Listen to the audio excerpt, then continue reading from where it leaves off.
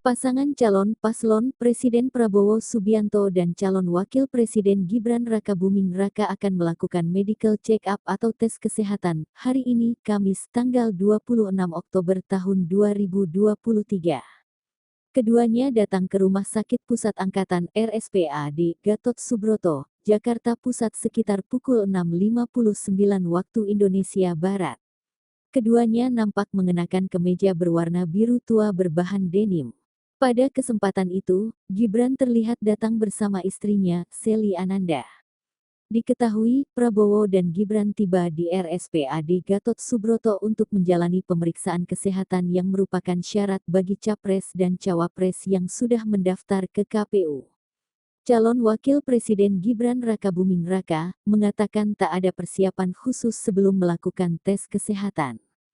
Tes kesehatan adalah syarat bagi pasangan calon presiden dan calon wakil presiden yang sudah mendaftar di Komisi Pemilihan Umum. Enggak olahraga.